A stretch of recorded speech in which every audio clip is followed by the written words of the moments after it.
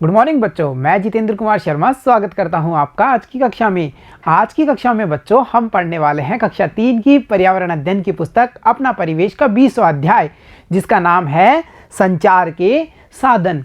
प्यारे बच्चों, जब भी हमें किसी को कोई संदेश भेजना होता है या कोई खबर पहुंचानी होती है या हमें देश दुनिया की कोई भी खबर की जानकारी प्राप्त करनी होती है तो हमें उपयोग करते हैं इन्हीं संचार के साधनों का। यानी बच्चों, सरल शब्दों में हम समझना चाहें तो हम समझ सकते हैं कि ऐसे साधन जिनके माध्यम से हमें सूचनाएं, संदेश या देश विदेश की खबरें प्राप्त होती हैं, हमें दूसरे स्थान की जो घटनाएं हैं उनके बारे में जानकारी मिलती है, या फिर हम हमारे जो विचार हैं या संदेश हैं उनको किसी दूसरे को पहुंचाना चाहते हैं तो हमें उपयोग करना पड़ता है इन्हीं संचार के साधनों का। प्यारे बच्चों, आज की इस कक्षा में हम जानकारी प्राप्त करेंगे इन संचार के जो विभिन्न प्रकार के साधन हैं, यानी ऐसे कौन कौन से साधन हैं जिनके माध्यम से हम हमारी सूचनाओं का आदान प्रदान कर सकते हैं, उनके बारे में आज की कक्षा में हम जानकारी प्राप्त करेंगे। तो चलो बच्चों, अध्याय को शुरू करते हैं कुछ आसान से प्रश्नों के साथ में। प्यारे बच्चों, देखिए नीचे दिए गए चित्रों को पहचान कर उनके नाम लिखिए। बच्चों, इस प्रश्न में हमें कुछ चित्र दिखाए जाएंगे, हमें उन्हें पहचानना है और उनके नाम लिखना है। तो चलो पहचानने की कोशिश करते हैं। देखो, जो हमारा पहला चित्र है वो हमें देखने पर पता चल रहा है यह संचार का वह साधन है जिसके माध्यम से हम खबरों को सुन सकते हैं। इसमें हमें चित्र नहीं दिखाई देते, केवल हम सुनकर के ही समाचार प्राप्त करते हैं, और यह साधन है जिसका नाम है रेडियो। तो देखा हमने कितनी आसानी से इसको पहचाना और इसके बारे में अच्छी खासी समझ भी बनाई कि रेडियो संचार का वह साधन है जिसके माध्यम से खबरों को या संदेशों को सुनकर के समझा जाता है या सुनकर के प्राप्त किया जाता है। तो चलो अब बढ़ते हैं अगले चित्र पर। और अगला चित्र बच्चों यहाँ पर देखने पर हमें पता चल रहा है ये है टेलीविज़न का चित्र। और टेलीविज़न संचार का वह साधन है जिसके माध्यम से हम खबरों को सुन भी सकते हैं और साथ ही साथ हम चित्रों को देख भी सकते हैं। यानी इसमें देखने का और सुनने का दोनों कार्य हो सकते हैं और इसे कहा जाता है टेलीविज़न। तो चलो अब बढ़ते हैं अगले साधन पर। प्यारे बच्चों, जो अगला साधन या जो अगली इमेज हमें दिखाई गई है वो है मोबाइल। मोबाइल फ़ोन कौन नहीं जानता। इसके द्वारा सूचनाओं का आदान प्रदान किया जाता है। हम इसके द्वारा कॉलिंग यानी बातचीत भी कर सकते हैं और साथ ही साथ इसमें हम इंटरनेट का उपयोग भी कर सकते हैं। तो हमने जाना संचार के साधन मोबाइल के बारे में। तो बच्चों, जो अगला संचार का साधन है जिसकी इमेज हम देख पा रहे हैं वो है न्यूज़पेपर, यानी कि समाचार पत्र या अखबार, इसे हम इन सभी नामों से जानते हैं। इसके माध्यम से हम छपी हुई खबरों को पढ़ते हैं और जो घटनाएं देश विदेश में हो रही हैं उन सभी की जानकारी प्राप्त करते हैं। तो चलो अब चलते हैं संचार के अगले साधन पर, जो है एक प्यारा सा पोस्ट कार्ड। प्यारे बच्चों, पोस्ट कार्ड का उपयोग किया जाता है किसी को जब हम पत्र लिखते हैं या कोई संदेश भेजते हैं तो लिख कर के संदेश भेजने के लिए पोस्ट कार्ड का उपयोग किया जाता है। इसके माध्यम से हम पोस्ट कार्ड में सबसे पहले संदेश लिखते हैं, फिर इसे जो लेटर बॉक्स होता है उसमें डालते हैं और डाकघर के माध्यम से हमारी सूचनाएं वांछित स्थान पर पहुंच जाती हैं। तो देखा बच्चों, हमने संचार के अलग अलग साधनों के बारे में चर्चा की। यानी हम क्या समझ पाए इन संचार के साधनों के बारे में? हम ये समझ पाए कि वे साधन जो सूचना या समाचारों को एक स्थान से दूसरे स्थान तक पहुंचाने के काम आते हैं उन्हें संचार के साधन कहते हैं। यानी कि ऐसे साधन जिनके माध्यम से चाहे समाचार हो या सूचनाएं हो या कोई भी संदेश हो उसे हम एक स्थान से दूसरे स्थान पर पहुंचा सकते हैं, इन्हें संचार के साधन कहा जाता है। और इनके उदाहरण जिनको अभी हमने देखा था, जैसे टेलीविज़न, टेलीफोन, मोबाइल फ़ोन, या फिर हम कह सकते हैं इंटरनेट, या फिर अखबार के माध्यम से, ये सब संचार के अलग अलग प्रकार के साधन हैं। तो चलो बच्चों अब बढ़ते हैं अगले प्रश्न पे। तो अगले प्रश्न में है कि सोचिए और बताइए में देखो बच्चों, यहाँ पर कुछ संचार के साधनों के नाम दिए हुए हैं जिनके बारे में हमने जानकारी प्राप्त की थी, जैसे रेडियो, टेलीविज़न, मोबाइल फ़ोन, अखबार और पोस्ट कार्ड। ये सब अलग अलग प्रकार के संचार के साधन है। अब इन पर आधारित प्रश्नावली को हम हल करने की कोशिश करते हैं। तो देखो जो पहला प्रश्न है वो है, आपने इनमें से कौन कौन से साधनों का उपयोग किया है। यानी जो ये संचार के साधन हैं इनमें से आपने कौन कौन से संचार के साधन का उपयोग किया है। जैसे मैंने रेडियो का उपयोग भी किया है, मैंने टेलीविज़न का भी किया है, मैंने मोबाइल फ़ोन का भी किया है, अखबार का भी उपयोग मैं करता हूँ, इसके अलावा पोस्ट कार्ड का उपयोग भी मैंने किया है। यानी इन सभी का उपयोग मैंने किया है, तो मैं यहाँ पर इन सभी के नाम लिखूँगा। इनमें से जिस जिस संचार के साधन का उपयोग आपने किया है आप उनके नाम यहाँ पर उत्तर में लिखेंगे। तो चलो बच्चों अब बढ़ते हैं हमारे अगले प्रश्न पे। और अगला प्रश्न है, ये वही संचार के साधन हैं जिनके बारे में हमने जाना था।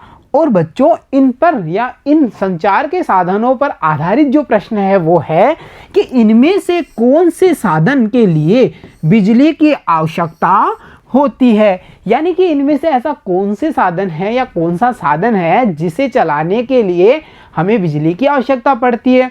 तो देखो बच्चों, रेडियो को हम बैटरी या सेल के माध्यम से भी चला सकते हैं और इसमें बिजली का उपयोग भी किया जाता है। इसके अलावा टेलीविज़न को चलाने के लिए बिजली का उपयोग किया जाता है। साथ ही साथ बच्चों जो मोबाइल फ़ोन है उसे भी चार्ज करने के लिए उसकी बैटरी को चार्ज करते हैं तो हमें बिजली की आवश्यकता पड़ती है।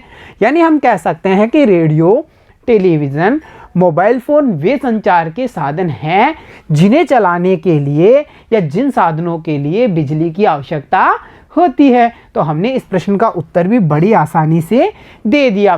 प्यारे बच्चों, आपने ये विचार जरूर किया होगा कि इतने सारे अलग अलग प्रकार के जो संचार के साधन हैं, क्या हम उनका वर्गीकरण भी कर सकते हैं?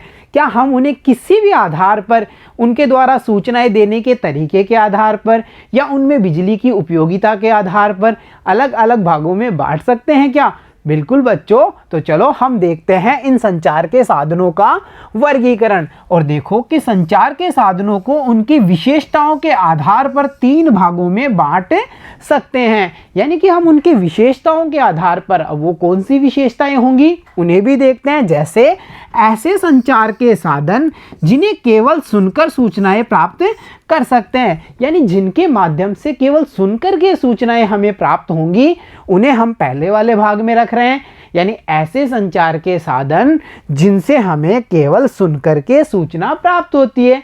जैसे उदाहरण के लिए देखिए आप रेडियो में हमें चित्र नहीं दिखाई देते, केवल हम सुन करके ही समाचार या संदेशों को प्राप्त करते हैं। वैसे ही बच्चों जो अगला प्रकार है उसमें देखिए केवल देखकर और पढ़कर सूचना प्राप्त करना। यानी कि इसमें हम देख भी सकते हैं परंतु इसमें हम सुन नहीं सकते। इसमें जो समाचार या संदेश होते हैं उन्हें हम पढ़ करके ही प्राप्त करते हैं। जैसे कि न्यूज़पेपर या अखबार में छपी हुई खबरों को और जो छपे हुए चित्र होते हैं उन्हें हम, यानी चित्रों को तो हम देख करके पता करते हैं और जो खबरें होती हैं उन्हें हम पढ़ करके पता करते हैं। यानी संचार के वे साधन दूसरे भाग में होंगे जिनके द्वारा देखकर और पढ़कर सूचनाओं को प्राप्त किया जाता है। तो चलो अब पता करते हैं कि तीसरे भाग में हमने किन संचार के साधनों को रखा है। यानी ऐसे संचार के साधन जिनके माध्यम से देखकर और सुनकर के सूचनाएं प्राप्त कर सकते हैं। जैसे कि टेलीविज़न, मोबाइल फ़ोन, ये संचार के वे साधन हैं जिनके द्वारा हम खबरों को देख भी सकते हैं, यानी चित्र देख भी सकते हैं और सुन करके भी खबरों का पता कर सकते हैं। तो देखा बच्चों, हमने संचार के साधनों को उनकी अलग अलग विशेषताओं के आधार पर 3 भागों में बांटा है। जहां हमें ये पता चला कि कुछ संचार के साधनों के द्वारा हम सुनकर के खबरों को प्राप्त करते हैं, कुछ संचार के साधनों के द्वारा हम देखकर और पढ़कर के समाचारों या खबरों को प्राप्त करते हैं। वैसे ही हमें यह भी पता चला कि कुछ संचार के साधन ऐसे भी हैं जिनके माध्यम से हम देखकर और सुनकर समाचार या सूचनाओं को प्राप्त करते हैं। तो चलो बच्चों अब देखते हैं आज का अगला प्रश्न।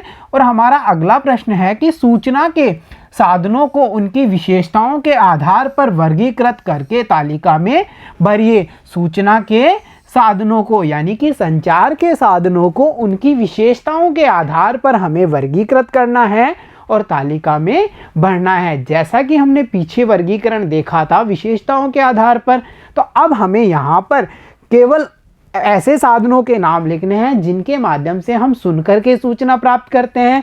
दूसरे कॉलम में हम उन साधनों के नाम लिखेंगे जिनमें हम देखकर और पढ़कर के सूचना प्राप्त करते हैं। और अंतिम कॉलम में हम उन साधनों के नाम लिखेंगे जिनसे हम देखकर और सुनकर के सूचना प्राप्त करते हैं। तो प्यारे बच्चों, आपकी सहायता के लिए इस सारणी को मैंने तैयार किया है। तो चलो सारणी पर नज़र डालते हैं। तो देखो प्यारे बच्चों, ये है हमारी तैयार सारणी, जिसमें देखो वे साधन जिनके माध्यम से केवल सुनकर के सूचना प्राप्त की जाती है, जैसे रेडियो, टेलीफोन, वायरलेस, हरकारे मतलब बच्चों प्राचीन समय में जो सूचना भेजने के लिए व्यक्ति नियुक्त किए जाते थे उन्हें हरकारे कहा जाता था, और वो बोल करके अपना संदेश या समाचार बताते थे। तो हम समझ पा रहे हैं ना, हरकारों के माध्यम से भी केवल सुन करके सूचना प्राप्त की जाती थी। और साथ ही साथ बच्चों, जो ढोल नगाड़े होते हैं प्राचीन समय में, उनके द्वारा भी संदेश भेजे जाते थे, यानी अलग अलग प्रकार की ध्वनियाँ निकाल करके संदेश भेजे जाते थे। तो इस माध्यम से भी हम सुन करके सूचनाओं को प्राप्त कर रहे हैं। वैसे ही बच्चों, वो साधन जिनके द्वारा देखकर और पढ़कर के सूचनाएं प्राप्त की जाती हैं, उनमें हम देख रहे हैं पोस्ट कार्ड, अखबार, पत्र पत्रिकाएं, संदेश या विज्ञापन का बैनर, यानी वो विज्ञापन का जो बोर्ड या बैनर लगा होता है उसे भी हम पढ़ करके और देख करके ही सूचनाएं प्राप्त करते हैं। अगला जो हमारा प्रकार है देखकर और सुनकर सूचनाएं प्राप्त करना, इसके अंतर्गत हमने इन सभी को रखा है, जैसे मोबाइल पर या टेलीविज़न पर, वीडियो कॉलिंग पर, वीडियो चैट पर या वीडियो कॉन्फ्रेंसिंग पर, यानी कि वीडियो के द्वारा जो मीटिंगें की जाती हैं उन सभी को। ये सब संचार के वो तरीके हैं, वो साधन हैं जिनके माध्यम से हम देखकर और सुनकर सूचनाएं प्राप्त कर सकते हैं। तो देखा प्यारे बच्चों, आपने इन सूचनाओं के आदान प्रदान के लिए हमने कई सारे तरीकों को समझा। जैसे कुछ तरीकों या साधनों के माध्यम से हम केवल पढ़ करके सूचनाएं प्राप्त कर पा रहे हैं, कुछ साधनों के माध्यम से हम देखकर और सुनकर के सूचनाएं प्राप्त कर पा रहे हैं, कुछ संचार के साधनों के माध्यम से हम केवल देखकर और पढ़कर के सूचनाएं प्राप्त कर पा रहे हैं। तो प्यारे बच्चों, आज की कक्षा में हमने जाना संचार के विभिन्न साधनों के बारे में। तो आज की इस कक्षा में बच्चों इतना ही। मिलता हूं आपसे अगली कक्षा में, तब तक के लिए धन्यवाद बच्चों।